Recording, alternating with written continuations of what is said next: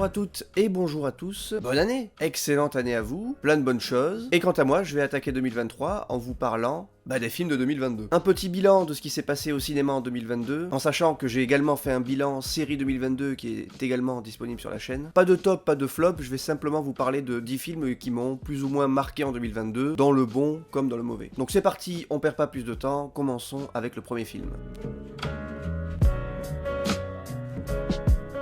3000 ans à t'attendre est le nouveau film de George Miller, réalisateur de la saga Mad Max entre autres, mais aussi des deux premiers Happy Feet. Et il est un projet que George Miller voulait réaliser depuis plus de 20 ans. Il raconte l'histoire d'Alitea qui n'est pas une femme très satisfaite de sa vie, qui a une vision très renfermée de ce qu'est l'imaginaire, mais qui va un jour faire la rencontre d'un génie qui va lui proposer d'exaucer 3 vœux, à la différence que celle-ci n'est pas dupe et va bien comprendre que derrière ces 3 vœux se cache un piège. Et le film est d'une richesse assez incroyable, que ce soit dans son imaginaire, son bestiaire, ses visuels, son architecture. Il s'en dégage quelque chose d'assez unique, surtout dans les flashbacks du génie, où on croit réellement aux environnements dans lesquels George Miller veut nous emporter, et où on comprend qu'avec très peu de moyens, un génie comme Miller peut réussir à nous transporter totalement, et c'est une des grosses forces du film. Parce que Miller continue de se raconter dans sa filmo, ça c'est une évidence. Je veux dire, là où Fury Road se racontait à travers les images et avec très peu de dialogue, 3000 ans à t'attendre, au contraire, est un récit de dialogue, un récit de conte, où les personnages nous racontent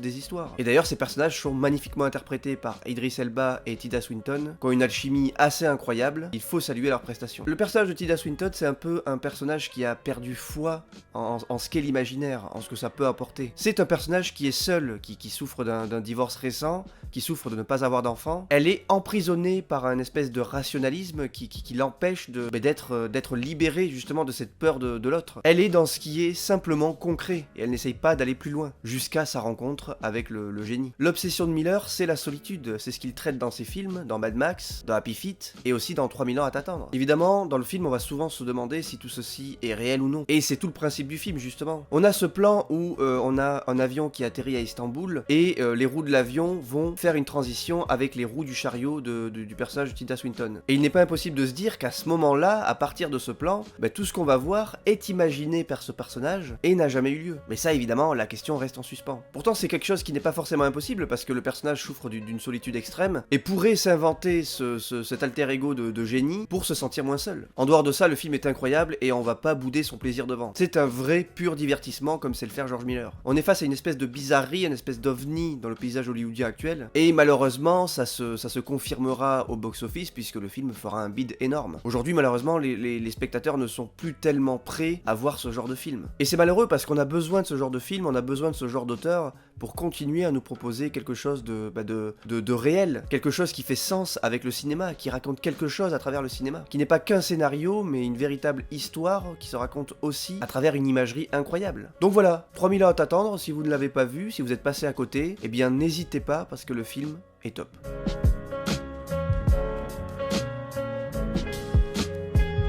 Ce sera le seul Marvel que j'aborderai dans cette vidéo, puisque tout simplement c'est le seul Marvel qui a réussi à peu près à sortir son épingle du jeu. Réalisé par Sam Raimi, le film fait suite au premier Doctor Strange et à la série WandaVision. Et c'est à partir de là que j'ai déjà un problème, puisque un film n'est pas censé être la suite d'une série. En tout cas, je ne suis pas censé avoir besoin de voir une série pour aller voir un film. Maintenant, certains me diront que c'est le MCU et que pour comprendre le MCU, il faut tout voir. Je suis pas d'accord. Et moi, ça me gonfle. Alors que j'ai vu WandaVision, sans me dire que la suite allait être Doctor Strange 2, je l'ai vu simplement par plaisir et envie de le voir. Mais quand j'ai vu le film, et que j'ai compris qui allait être l'antagoniste, parce que moi, personnellement, j'avais pas regardé les bandes annonces, donc j'en savais rien, à la fois je me suis trouvé surpris et assez content de savoir que c'était cette personne-là, et en même temps, je me suis dit, merde, ça veut dire que les gens qui n'ont pas vu la série vont pas comprendre le film. Et si t'as pas vu la série, il y a certaines subtilités que tu vas pas forcément comprendre. Donc aujourd'hui, on peut dire que le MCU est réservé strictement aux fans du MCU. Et comme ils sont très nombreux, forcément, les films cartonnent. Et j'étais, moi, fut un temps, un fan du MCU, parce que j'aime beaucoup revoir les premiers Avengers, j'aime beaucoup revoir le premier Captain America que j'aime beaucoup revoir Civil War que j'aime beaucoup. Mais personnellement, moi, il y a eu une coupure après Endgame où je me suis dit, c'est une fin assez satisfaisante pour moi. Les personnages que j'ai vus depuis mon adolescence sont partis, donc à partir de là, peut-être que moi aussi je devrais passer à autre chose. Et c'est ce que j'ai fait, et les films qui ont suivi, ben malheureusement, j'ai pas réussi à accrocher parce que j'étais tout simplement plus la cible. Maintenant, ce Doctor Strange 2 étant réalisé par un réalisateur que j'adore, c'est-à-dire Sam Raimi, qui a réalisé la trilogie Evil Dead et la trilogie Spider-Man entre autres, et aussi Darkman que je vous conseille qui est incroyable, ben je me devais d'aller le voir forcément, et force est de constater que Sam Raimi réussit étrangement à intégrer sa vision et sa patte de réalisateur dans un film aussi calibré, et ça c'est top. Parce qu'il faut savoir que le MCU c'est des storyboards préparés des mois à l'avance sans le réalisateur, c'est des animations qui sont déjà toutes prêtes avant que le film commence d'être tourné, donc c'est des films déjà pré-mâchés par le studio avant que le réalisateur puisse y imposer sa patte et raconter quelque chose. Ce sont des produits marketing purs. Et malgré ça, Sam Raimi a eu la force d'imposer sa patte. Évidemment de manière beaucoup moins prononcée que dans ses précédents films, mais malgré tout, dans ce contexte-là, je trouve que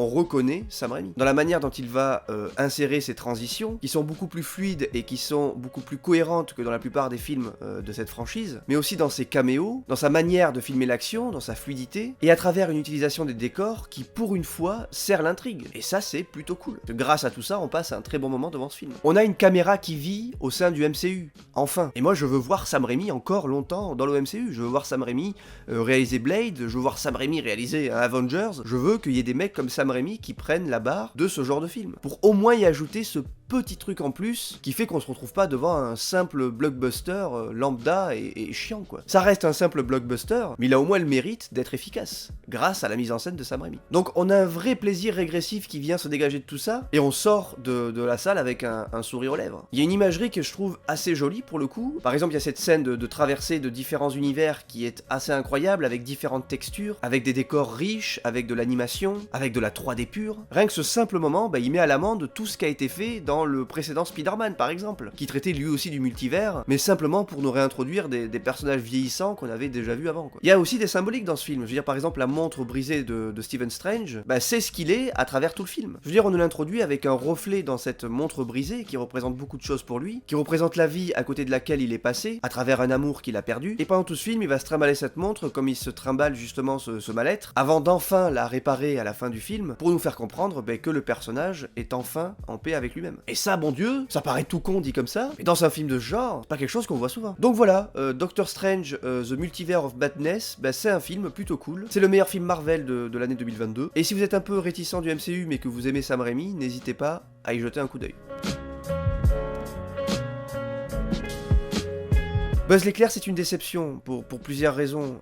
Bon déjà, l'animation est toujours aussi incroyable, ça je veux dire, c'est une évidence maintenant. Mais les ambitions sont beaucoup trop maigres. Et malheureusement, on sent que Pixar commence à être de plus en plus muselé par Disney. Déjà, tout le principe du film et son existence repose sur quelque chose d'assez bancal. On nous dit que ce film, c'est le film qu'a vu Andy et qui lui a permis de découvrir le jouet Buzz l'éclair et de l'adorer du coup. Mais malheureusement, le jouet Buzz l'éclair a une mentalité au total opposé de ce personnage qui est Buzz l'éclair dans ce film. Donc déjà, il y a un truc qui va pas. Ensuite, ce qui est assez rigolo de constater, c'est que si c'est le film qui a inspiré le jouet, pourquoi nous sortir dans nos magasins à nous des jouets qui sont le Buzz l'éclair du film qui est censé avoir inspiré le Buzz l'éclair en jouet? J'espère que vous me suivez toujours. Ouais, c'est marrant.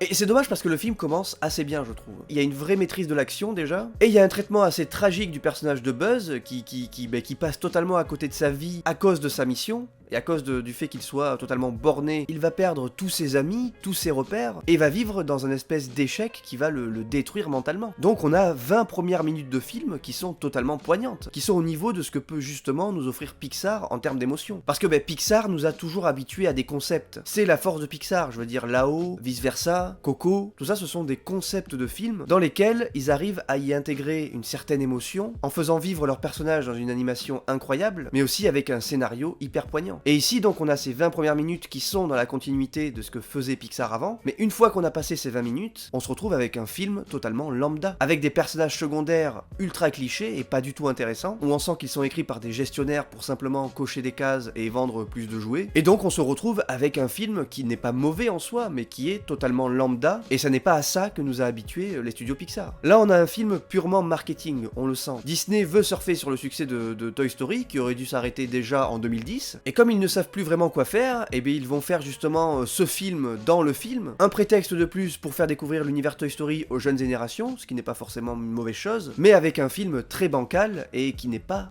hyper marquant. Donc Buzz l'éclair, c'est pas une réussite, malheureusement.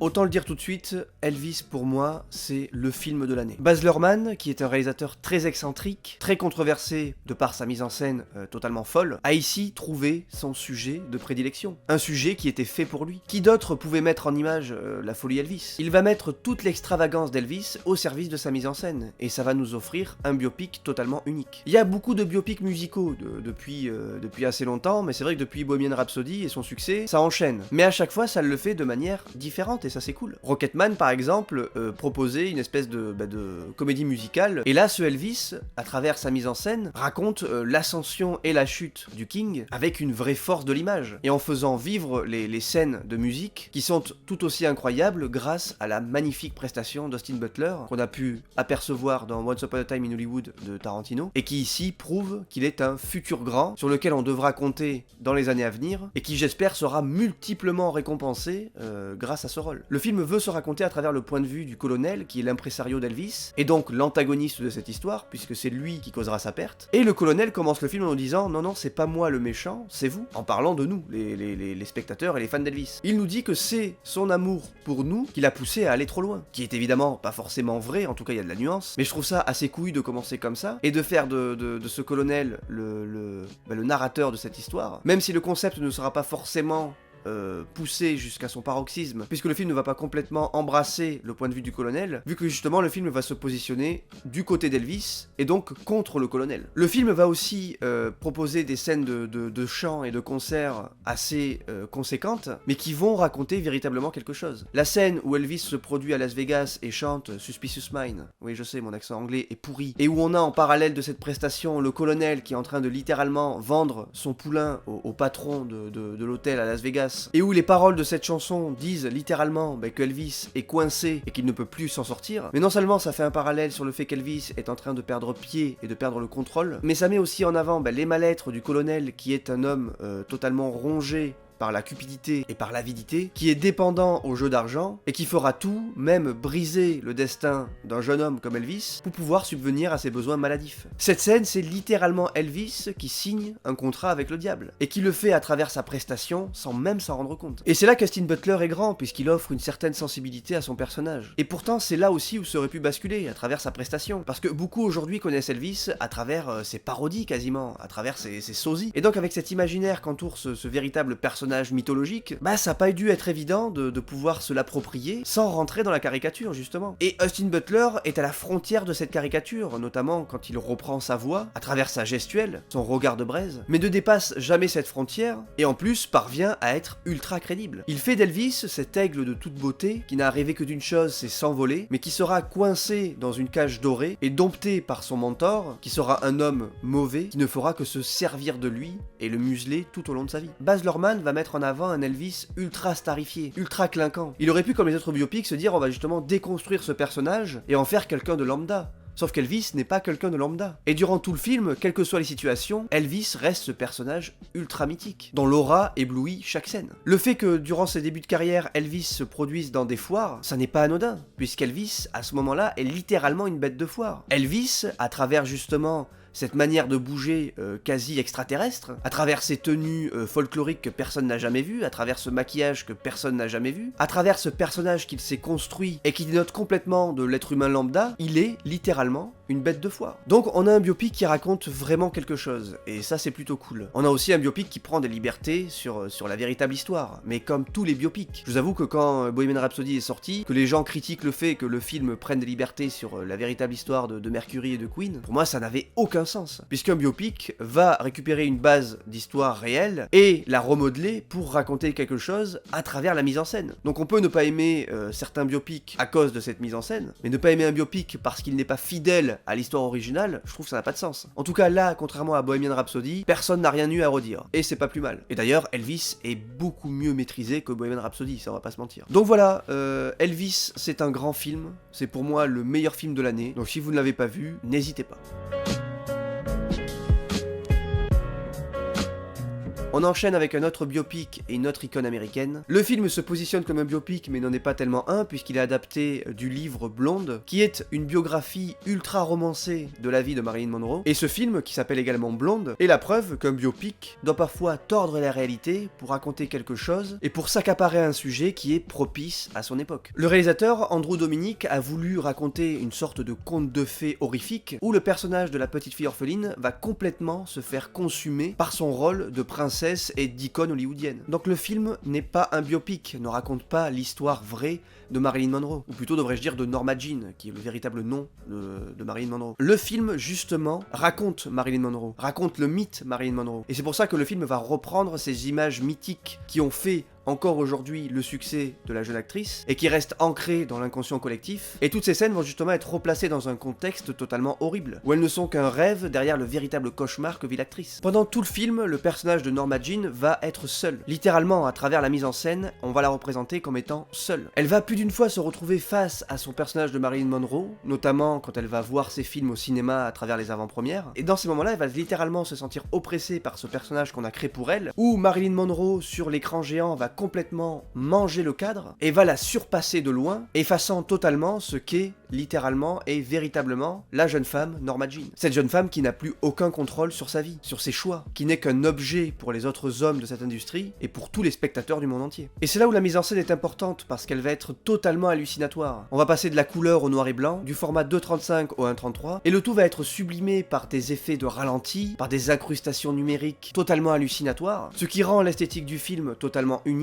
et ce qui permet au spectateur de comprendre où se situe la différence entre le rêve et la réalité. Le film prend un parti très fataliste. Il ne fait aucun cadeau. Et c'est ce qui a déplu à beaucoup de monde, et ça peut se comprendre. Il y a des moments très gênants, des scènes de viol qui sont très malaisantes, une caméra qui va parfois se positionner à l'intérieur du vagin de Norma Jean, un fœtus qui va littéralement parler à Norma Jean. Donc que l'on aime ou pas ce parti pris, on ne peut pas enlever qu'il est totalement assumé. Le film doit nous faire ressentir ce malaise, parce que c'est tout le principe. On ne doit pas sortir du film en se disant c'est un super biopic, la vie de Marilyn est magnifique, quelle icône du cinéma, mais plutôt bon Dieu, quelle souffrance. Quelle souffrance. On est nous aussi dans cette espèce de trip hallucinatoire grâce à cette mise en scène incroyable, une espèce de rêve éveillé et de bad trip constant où elle n'a jamais vraiment su si c'était une bonne chose ou pas du tout. Ce qui au final s'avérera être un destin totalement tragique. Là pour le coup le réalisateur déconstruit totalement l'image de Marilyn. Enfin il la déconstruit, disons que il la met en avant à travers des scènes iconiques que tout le monde connaît évidemment, mais ces scènes sont englobées dans une horreur générale qui fait qu'on est limite en train de ressentir du dégoût devant ces scènes qui sont pourtant à la base faits pour nous divertir à travers des films qu'elle a tournés, mais des scènes et des films qui cachent pourtant un vrai mal-être. Donc oui, Blonde c'est un vrai objet hybride, une véritable proposition cinématographique qu'on voit plus beaucoup aujourd'hui. C'est disponible sur Netflix et ça n'est pas sorti en salle malheureusement, mais je vous conseille de le voir ne serait-ce que par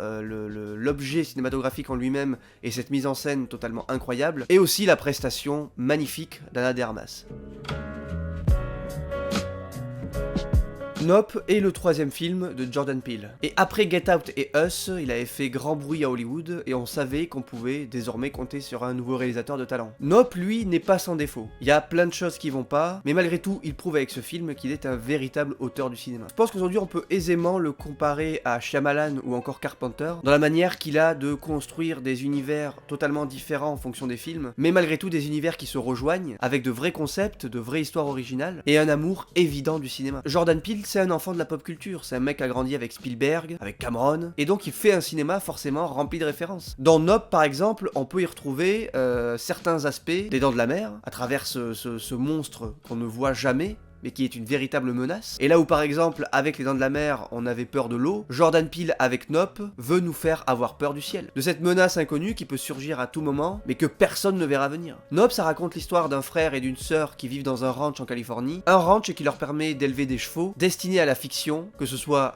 la télévision ou le cinéma. Et les deux se vantent d'avoir comme ancêtre le Cavalier Noir, un homme qui a servi de comédien pour animer les premières images du cinéma. Et c'est autour de cette thématique-là que va tourner le film. autour du cinéma. Et les deux vont être témoins d'expériences paranormales, persuadés qu'un ovni se cache dans le ciel et prêts à tout pour prouver son existence. Dans le film, tous les personnages sont à la recherche d'images. Le frère et la sœur passent tout le film à essayer de capturer une image de l'alien. On a aussi ce réalisateur un peu cliché qui va littéralement à la fin du film se sacrifier pour avoir l'image, pour avoir le bon cadre. On a aussi ce journaliste de TMZ qui va faire tout ce qui est en son pouvoir pour choper une image. À la fin du film d'ailleurs, le photobombe qui va capturer l'image de l'alien va reprendre justement le principe du cavalier noir et va nous faire comprendre que la sœur Heywood, en enchaînant les photos, va créer une image cinématographique, une image animée. Tous les personnages ont en commun cette confiance absurde, cette assurance du contrôle, mais qu'ils n'ont absolument pas. Et toute l'histoire autour du singe tourne autour de ça. On va dompter un animal, on va l'humaniser au maximum, sans prendre conscience que c'est un animal sauvage et qu'à tout moment il peut vriller. On va penser avoir le contrôle par l'image, quitte à risquer le sang. Parce que c'est ce que raconte le film, le sang qui se cache derrière l'industrie cinématographique. C'est ce que raconte Jordan Peele. Jordan Peele se raconte en tant que cinéaste dans ce film. Il nous montre le plaisir que c'est de faire du cinéma, notamment à travers ce run final, mais aussi les risques qu'il faut prendre pour aller jusqu'au bout, les avantages d'un métier fantastique qui peut aussi vous détruire. Il met en parallèle l'exploitation des animaux dans l'industrie cinématographique et reste dans ces thématiques de société qu'il nous raconte depuis son premier film. En dehors de ça, Nope est un vrai film de cinéma,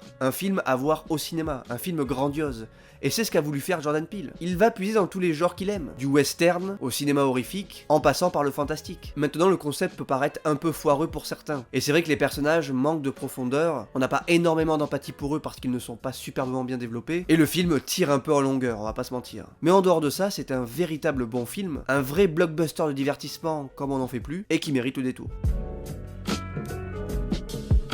La Nuit du 12 est un polar français réalisé par Dominique Moll et raconte le quotidien de la police judiciaire qui va un jour tomber sur une affaire de meurtre qu'ils ne vont pas réussir à élucider. On a affaire à une mise en scène sobre mais ultra efficace. Et on nous dit dès le début du film que l'enquête ne sera pas résolue et qu'en gros ça n'est pas vraiment ce que raconte le film. Car l'enquête ici n'est qu'un prétexte pour développer des personnages qui vont devoir vivre avec leurs démons, les combattre et faire tout ce qui est possible pour rester dans le droit chemin. Dès le début du film, le protagoniste est littéralement enfermé dans une boucle. On le voit tourner autour de cette espèce de vélodrome là, avec son vélo, et on sait qu'il est coincé dans ses pensées et totalement hanté par le fait de pas réussir à résoudre cette enquête. Il n'arrive pas à s'en détacher, ça le hante littéralement. Et à la fin du film, quand il prend son vélo pour monter ce col, on comprend du coup qu'il est libéré de ce poids, même s'il n'a pas réussi à résoudre cette enquête.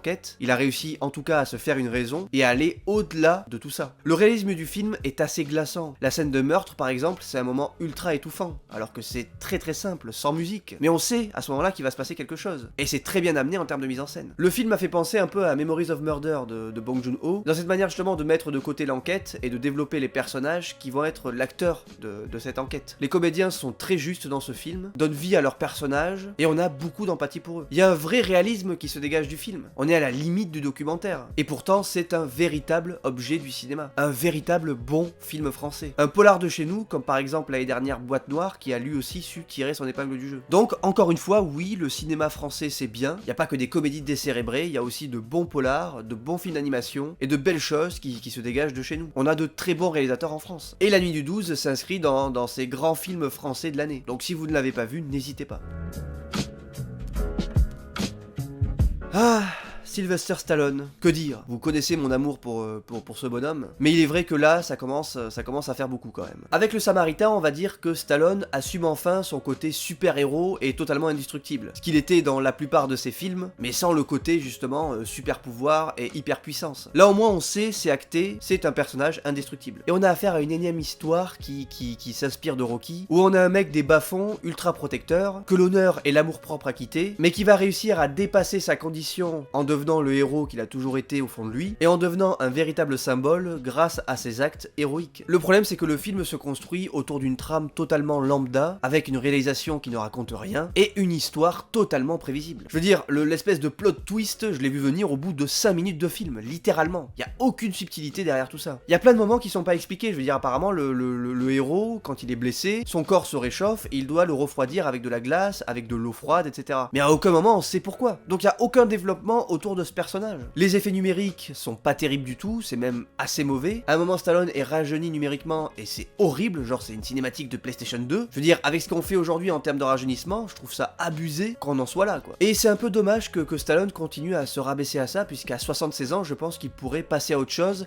et arrêter de faire des films d'action décérébrés. Ça serait le moment parfait pour son chant du cygne, pour un grand film et une grande prestation qu'il mérite, et qu'il est capable de faire, on le sait, on l'a vu. Stallone, à la base, c'est un acteur dramatique, c'est un acteur qui a commencé avec le drame, c'est un acteur qui sait jouer la comédie, qui sait dégager des émotions. Donc oui, c'est sûr que ça fait toujours plaisir de le voir, cette espèce de grosse carcasse qui est totalement indestructible, et qui a un charisme incroyable, et qui bouffe l'écran, et qui met tout le monde à l'amende de ce côté-là. En plus, le mec a une forme incroyable à son âge, je veux dire, c'est totalement inhumain. Mais c'est un film qui n'est pas du tout marquant, et qu'on ne retiendra pas. Alors que Stallone est un personnage marquant, est un acteur qu'on a envie de retenir, qu'on a envie de garder dans nos cœurs. Donc j'espère que ses prochains projets seront bien au-dessus de tout ça. Parce que le Samaritain, c'est rigolo le samedi soir, ça fait le café comme on dit, mais c'est totalement lambda, voire même mauvais par moment. Donc c'est pas forcément un film que je vous conseille, mais si vous aimez Stallone, n'hésitez pas, hein, ça sera toujours ça de prix. Et sinon, on passe à la suite.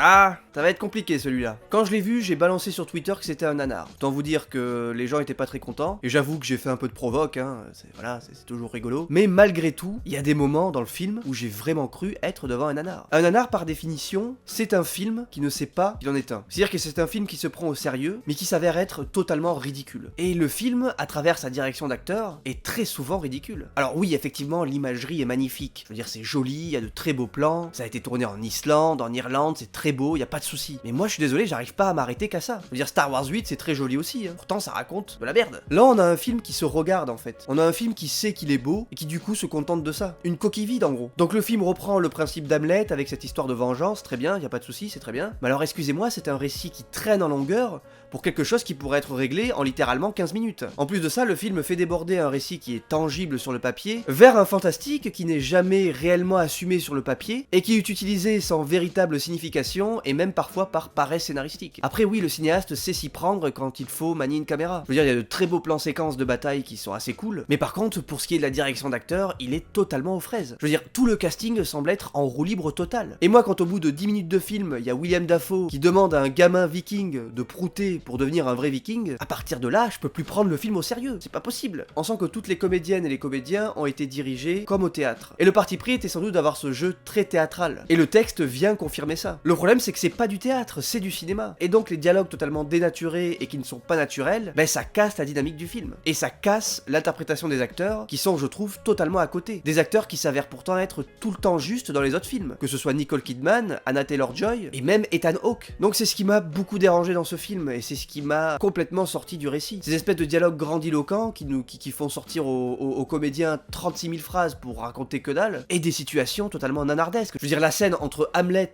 et sa mère, où t'as Nicole Kidman qui nous sort un rire à la Joker, je suis désolé, mais moi, là, j'ai aussi rigolé, mais pour les mauvaises raisons. C'est à ce moment-là que je me suis dit, putain, le nanar, quoi. Et pourtant, je partais d'un bon sentiment. Il y avait aucune raison que je ne l'aime pas. Mais le parti pris en termes de jeu de comédien m'a totalement mis sur la touche. Maintenant, je reconnais ses qualités, et je peux comprendre que c'est un parti pris qui puisse plaire, donc je vais pas aller dire du film que c'est une merde absolue, hein, ça c'est sûr, mais moi en tout cas c'est un film qui m'a pas du tout parlé, et c'est une de mes grosses déceptions de l'année. Maintenant il faut saluer malgré tout la prise de risque, et j'espère qu'on aura d'autres prises de risque du genre, même si elles sont ratées. Le principal c'est d'aller jusqu'au bout, et on a besoin de ce genre de film assez épique dans le cinéma actuel, ça c'est une certitude. Donc voilà, n'hésitez pas à me dire ce que vous avez pensé de The Northman en commentaire, hein, bien sûr, on peut en discuter, on peut en débattre dans le respect, et voilà, on passe à la suite.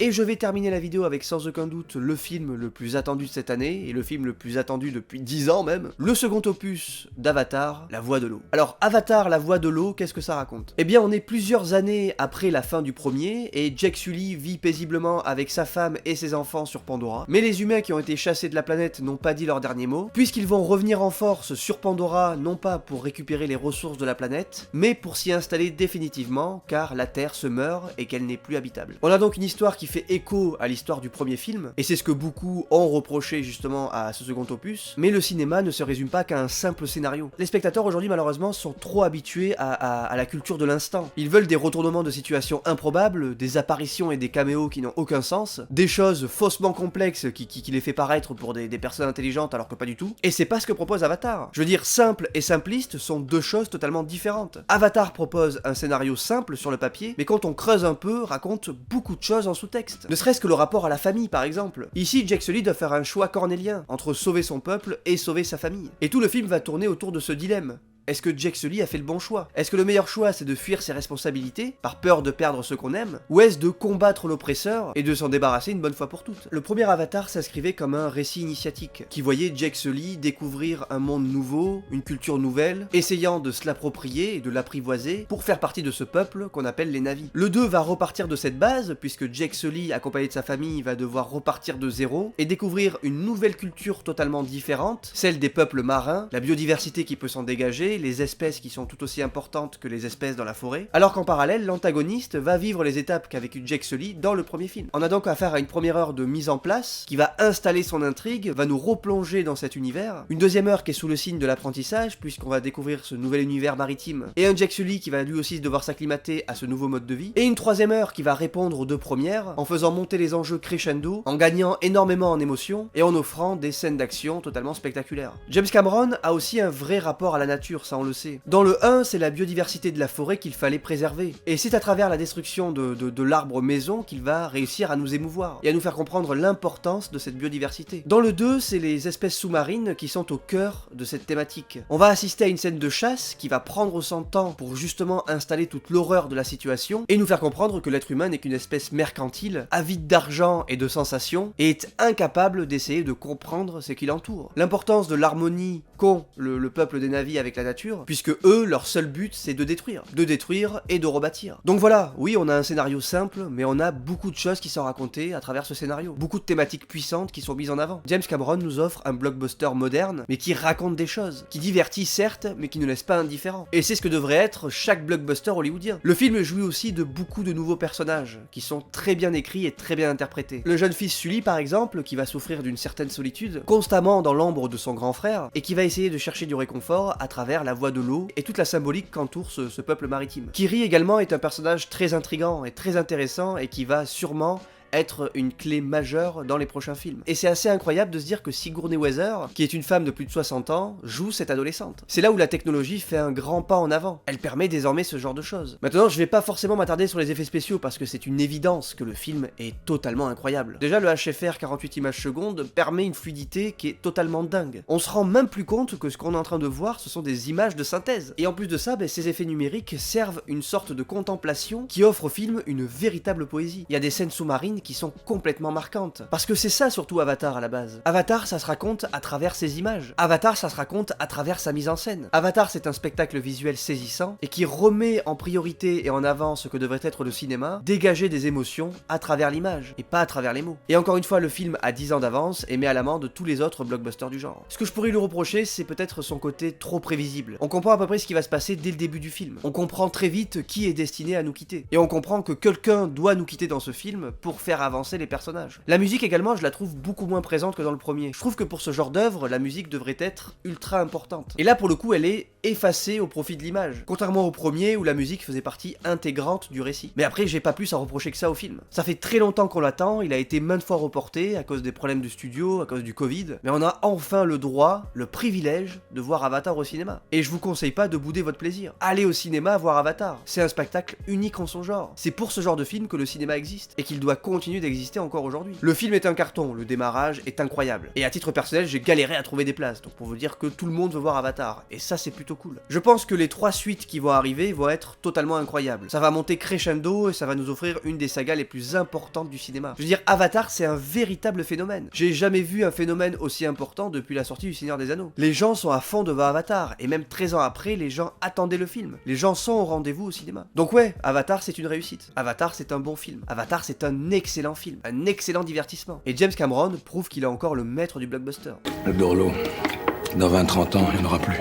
Bah du coup voilà, je pense qu'on a fait le tour. Il y a d'autres films de l'année que j'ai vus et que je n'ai pas traité en vidéo parce que fallait faire un choix. J'ai vu Pinocchio par exemple de Del Toro récemment que j'ai bien aimé. J'ai vu Black Panther Wakanda Forever que j'ai trouvé moins bien que Aquaman. Ceux qui l'ont vu comprendront. J'ai vu Armageddon Time, qui est un superbe film de James Gray. J'adore James Gray, donc il faut voir Armageddon Time. Dur à dire, Armageddon Time. J'ai vu Athena, qui est un bon film, mais sans plus. J'ai vu Prey, qui est un préquel à la saga Predator, et que j'ai trouvé assez sympathique. J'ai passé un très bon moment devant. Bullet Train, c'était rigolo. Thor, Love and Thunder, c'était rigolo. Jurassic World 3, c'était nul à chier, mais on va y revenir sur la saga Jurassic World, vous inquiétez pas. Le haut du panier avec Adam Sandler sur Netflix, c'était cool, mais sans plus, mais j'adore Adam Sandler, donc voilà. Ambulance de Michael Bay, que j'ai pas trouvé si ouf que ça, mais j'ai quand même passé un bon moment. Inexorable de Fabrice Duel, que j'ai trouvé superbe. Vraiment un très bon film, un très bon thriller, que je vous conseille. Licorice Pizza de Paul Thomas Anderson, que j'ai pas plus aimé que ça, malheureusement, mais il faudrait que je le revoie. Massacre à la tronçonneuse, version Netflix, que j'ai déjà traité sur cette chaîne, avec une vidéo où je parle du film original